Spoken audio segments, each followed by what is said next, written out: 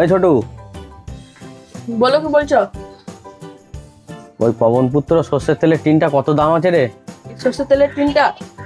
হ্যাঁ রে, ওই সর্ষের তেলের টিনটা কি দাম আছে একটু আমাকে বল তুই। আমার তো দোকানটা নয়, দাঁড়াও মালিককে শুধাচ্ছি। হ্যাঁ, জিজ্ঞেস করে বল আমাকে। মালিক, সরষের তেলের টিনটা কত দাম আছে? 6,000 টাকা। 2500 টাকা লাগবে। মালিক বললো 6,000 টাকা তেলের টিনটার দাম, আর বলছে 2500 টাকা।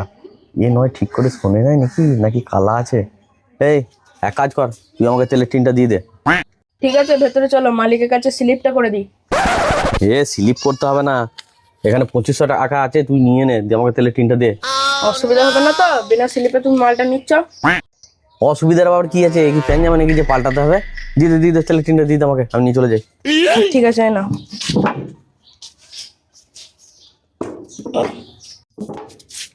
ঠিক আছে, আমি নিয়ে চললাম।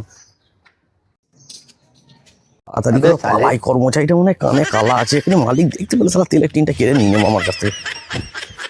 দেখো মালিক, তোমার 1500 টাকার তেলের টিনটা 2500 টাকায় বিক্রি করে দিলাম। তুই তো বিশাল কামাল করে দিলি রে। তুই তো মাথায় ভালো আইডিয়া লাগিয়েছিস। আরো কয়েকটা তেলের টিন অর্ডার করে দাও, তোমার ছোট আছে, চিন্তা কি? এই তো আমি দেখছি তুই তো বিশাল বুদ্ধি লাগিয়েছিস।